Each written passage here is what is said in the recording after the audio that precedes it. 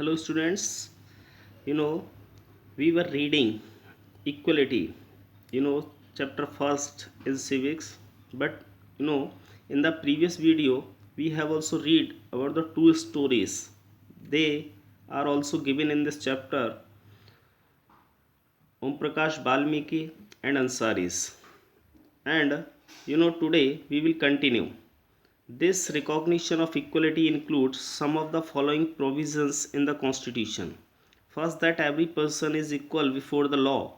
What this means is that every person from the president of the country to Kanta, a domestic worker, has to obey the same laws. Second, no person can be discriminated against on the basis of their religion, race, caste, place of birth, or whether they are female or male. Third, every person has access to all public places including playgrounds, hotels, shops and markets. All person can use publicly available wells, roads and bathing ghats. Fourth, untouchability has been abolished. Student, जो equality होती है, equality में कुछ जो provisions हैं संविधान में जो इंक्लूडेड हैं। सबसे पहला क्या है कि जो प्रत्येक व्यक्ति है वो कानून के समक्ष क्या है, समान है।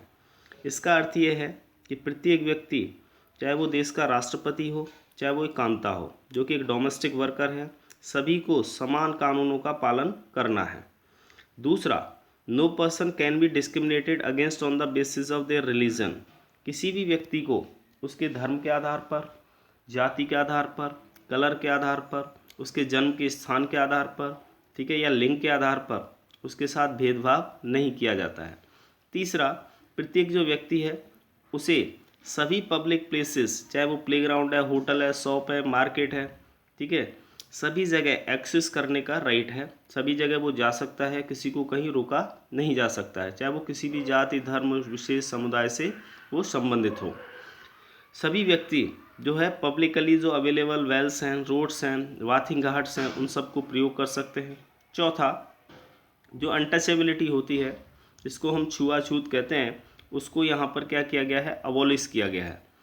उसको जो है निषेध माना गया है, प्रतिबंधित किया गया है, और ये आर्टिकल 17 में है। अनुच्छेद 17 जो है संविधान का, वो अनटचेबिलिटी को अबॉलिश करता है। The two ways in which the government has tried to implement the equality that is guaranteed in the constitution is first through laws and second through government programs or schemes to help disadvantaged communities. There are several laws in India that protect every person's right to be treated equally in addition to laws. जो दो तरीके हैं जिसमें सरकार जो है वो समानता को लागू करने की कोशिश करती है और वो गारंटी देती है। संविधान जो गारंटी देता है उसमें सबसे पहला है कि जो भी कानून है, और दूसरा जो सरकार ने जो भी प्रोग्राम, जो भी कार्यक्रम बनाए हैं, स्कीम्स बनाई हैं, जो ऐसी जो कम्युनिटीज़ हैं, जो डिसएडवांटेज कम्युनिटीज़ हैं, जिनको कोई लाभ प्राप्त नहीं हुआ है, उनके लिए। और भी कई अन्य ऐसे कानून हैं भारत में जो कि प्रत्येक व्यक्ति के अधिकार को प्रोटेक्ट करते हैं, सुरक्षित करते हैं, और उन सभी को जो है समान रूप से ट्रीट करने का अधिकार देते हैं। In addition to laws, the government has also set up several schemes to improve the lives of the communities and individuals who have been treated unequally for several centuries. These schemes are to ensure greater opportunity for people who have not had this in the past. जो सरकार होती है उसने भी कई ऐसे अनेक जो है योजनाएं बनाई हैं जो कि ऐसी जो कम्युनिटीज़ हैं जो काफ़ी लंबे समय से जिनके साथ असमानता का व्यवहार किया गया है अनेकों शताब्दियों से, उनके जीवन को कैसे इम्प्रूव किया जाए और इन स्कीम से माध्यम से उन्हें एक जो है अवसर प्रदान किया जाए ऐसे लोगों को जो कि हमारे जो पास्ट में काफ़ी जो है पिछड़े हुए हैं, काफ़ी जो है जिनके साथ भेदभाव हुआ है। One of the steps taken by the government includes the midday meal scheme. This refers to the program introduced in all government elementary schools to provide children with cooked lunch. Tamil Nadu was the first state in India to introduce this scheme, and in 2001 the Supreme Court asked all state government to begin this program in their school within 6 months. आपने mid day meal scheme के बारे में सुना होगा, जिसको मध्याह्न भोजन योजना कहते हैं। और ये जो योजना है इसको स्कूली बच्चों के लिए स्टार्ट किया गया था, जो प्राइमरी स्कूल में जो बच्चे पढ़ते हैं, तो ये कि जो स्टेप सरकार ने लिया मिड डे मील स्कीम का, इस स्कीम के तहत जो है सभी जो गवर्नमेंट एलिमेंट्री स्कूल्स होते हैं जहाँ बच्चों को एजुकेशन दी जाती है, वहाँ उनको कुक्ड लंच जो है दिया जाता है मुफ्त में। तो तमिलनाडु एक पहला ऐसा स्टेट है भारत का जिसने इस योजना को लॉन्च किया था 2001 में। ठीक है, तो 2001 में सुप्रीम कोर्ट ने जो है सभी स्टेट गवर्नमेंट से पूछा कि ये प्रोग्राम जो है वो अपने सभी स्कूल्स में विदिन 6 मंथ 6 महीने के अंदर प्रारंभ करें। This program has had many positive facts. These includes the fact that more poor children have begun enrolling and regularly attending school. Teachers reported that earlier children would often go home for lunch and there then not return to school, but now with the midday meal being provided in school, their attendance has improved. Their mothers who earlier had to interrupt their work to feed their children at home during the day now no longer need to do so. This program has also helped reduce caste prejudices because children of all castes in the school eat this meal together and in quite a few places. Dalit women have been employed to cook the meal. The midday meal program also have reduced the hunger of the poor students who often come to school and cannot concentrate because their stomachs are empty. तो ये जो योजना थी, इस योजना से क्या क्या लाभ हुए। जब ये योजना शुरू हुई तो इस योजना से जो बच्चे पहले स्कूल नहीं आते थे, है ना, अब उनका जो है अटेंडेंस क्या हुआ है, इम्प्रूव हुआ है। इसके काफ़ी जो है सकारात्मक जो है परिणाम हुए हैं और इसमें जो अधिक जो गरीब बच्चे थे वो एनरोल हुए और उन्होंने रेगुलरली स्कूल को अटेंड करना प्रारंभ किया।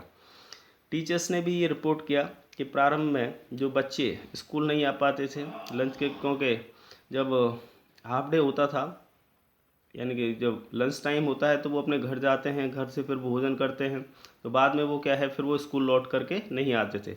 जब उनको स्कूल में भोजन मिलने लगा तो वो उन्हें जो है घर जाने की आवश्यकता नहीं रही और उनकी जो मदर्स थी उनको भी काफ़ी जो है सहायता मिली, क्योंकि उनके लिए कई ऐसे बहुत सारे बच्चे इस देश में हैं जिनको संपूर्ण रूप से भोजन नहीं प्राप्त होता है, घरों के अंदर काफ़ी गरीब बच्चे होते हैं, तो उनके लिए प्रोग्राम शुरू किया गया था।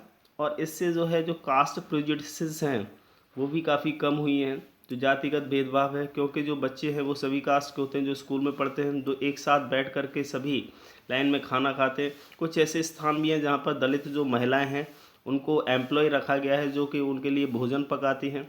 तो इससे जो जातिगत जो भेदभाव था समाज के अंदर उसमें एक काफ़ी कमी आई, क्योंकि जो बच्चे होते हैं वो नहीं जानते कि ये किस जाति का है वो किस जाति का है। वो जब सब लोग एक साथ मिलकर के एक लाइन में बैठ कर के जब भोजन करते हैं तो उनके बीच में एक समानता की भावना का विकास होता है। जो दलित महिलाएं हैं तो उनके लिए खाना बनाती हैं, बहुत सारे ऐसे स्थान हैं। तो जो मिड डे मील प्रोग्राम रहा उससे जो है हंगर यानी कि जो भूख की जो समस्या है वो उसमें भी काफ़ी कमी आई है और जो पुअर स्टूडेंट्स हैं वो भी स्कूल आने लगे और उन्होंने अब क्या है वो कॉन्सेंट्रेट कर सकते हैं। जब वो उनको भरपूर भोजन नहीं मिलेगा तो वो अपनी स्टडी पे कैसे कंसंट्रेट कर पाएंगे। जब उनको पूरा खाना मिलने लगा तो उनकी पढ़ाई जो है वो भी अच्छी होगी और वो अच्छा कर पाएंगे। लेकिन जब उनके पास खाने के लिए कुछ नहीं होगा, ठीक है, तो वो कैसे अपनी स्टडी पे कंसंट्रेट करेंगे जब उनके पेट खाली होंगे। While the government programs play an important role in increasing equality of opportunity, there is much that still needs to be done. While the midday meal program has helped increase the enrollment and attendance of poor children in school, there continues to be big differences in our country between schools that the rich attend those that the poor attend. Even today, there are several schools in the country in which Dalit children like Om Prakash Balmiki are discriminated against and treated unequally. These children are forced into unequal situations in which their dignity is not respected. This is because people refuse to think of them as equal even though the law requires it.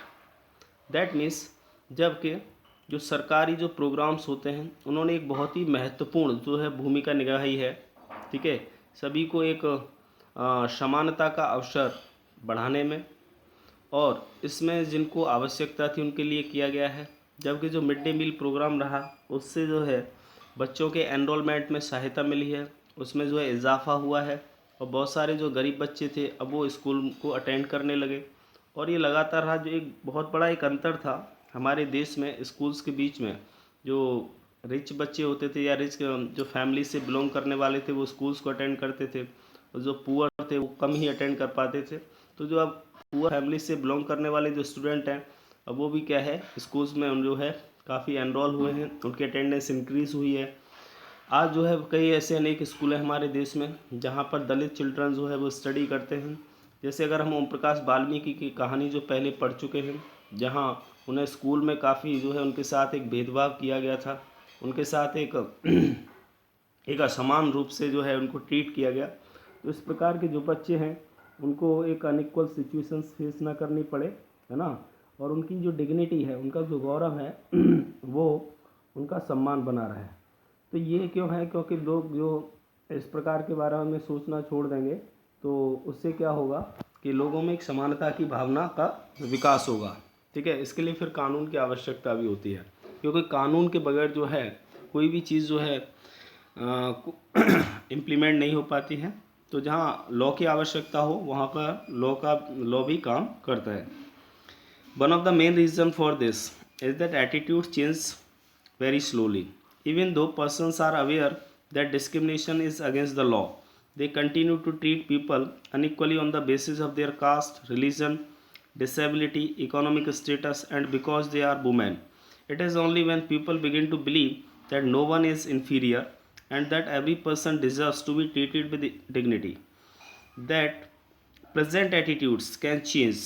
Establishing equality in a democratic society is a continuous struggle and one in which individuals as well as various communities in India contribute to, and you will read more about this in this book. इनमें से एक जो सबसे मुख्य कारण रहा है वो है एटीट्यूड, और वो धीरे धीरे क्या है बदल रहा है। और जो व्यक्ति इसको लेकर के अवेयर हैं, जागरूक हैं, जो भी भेदभाव होता है उनके खिलाफ, तो वो कानून का इस्तेमाल करते हैं और वो लगातार कंटिन्यूसली जिनके साथ असमान रूप से उनको ट्रीट किया जा रहा है, उनके कास्ट, रिलीजन या डिसेबिलिटी या इकोनॉमिक स्टेटस के आधार पर, क्योंकि वे चाहे महिलाएं हैं, जब उनके साथ जो है ऐसा व्यवहार होता है, एक अनइक्वल ट्रीटमेंट होता है, तो ये केवल जब पुरुष जो होते हैं, जो लोग होते हैं, उनका विश्वास जो है, उनका जो बिलीव है, ठीक है, वो ऐसा है कि ये सब क्या है इन्फीरियर्स हैं, है ना। तो जो प्रत्येक व्यक्ति वो डिज़र्व करता है उसके साथ समान रूप से व्यवहार हो, उसकी डिग्निटी का सम्मान हो, और जो प्रेजेंट एटीट्यूड है उसमें काफ़ी परिवर्तन हो सकते हैं। ठीक है, तो जो स्थापित अगर हम कहें तो जो समानता है एक डेमोक्रेटिक सोसाइटी के अंदर, वो लगातार उसके लिए स्ट्रगल किया गया है। चाहे प्रत्येक इंडिविजुअल्स ने इसके लिए स्ट्रगल किया है। विभिन्न प्रकार की ऐसी कम्युनिटीज़ हैं भारत के अंदर जिन्होंने इसमें योगदान दिया है, उसके बारे में आप इस किताब में आगे पढ़ेंगे। यहाँ पर एक इम्पॉर्टेंट फिगर आपको दिख रहा है, ये बहुत ही इम्पोर्टेंट फिगर है, और ये हैं डॉक्टर वी.आर. अम्बेडकर। ठीक है, डॉक्टर वी.आर. अम्बेडकर का फिगर आप ये देख रहे हैं, ठीक है ना। तो ये कौन थे, इनके बारे में आपको जानना बहुत ज़रूरी है। ये भी दलित फैमिली से बिलोंग करते थे। ठीक है, ये जो हैं दलित फैमिली से बिलोंग करते थे और इन्होंने हमारे भारत का संविधान लिखा, और इन्हें फादर ऑफ इंडियन कॉन्स्टिट्यूशन कहा जाता है। जब आपसे पूछा जाए who was the architect of Indian constitution, तो you will say that doctor V R. Ambedkar. तो डॉक्टर वी.आर. अम्बेडकर जो थे वो एक दलित महार फैमिली से बिलोंग करते थे, एक लोअर कास्ट पीपल्स थे, लेकिन उन्होंने भारतीय संविधान लिखने में एक महत्वपूर्ण रोल प्ले किया, और उन्होंने अपने समाज के लिए, अपनी सोसाइटी में एक डेमोक्रेटिक सिस्टम लाने के लिए और जातिगत भेदभाव का ख़त्म करने के लिए आजीवन ये संघर्ष करते रहे।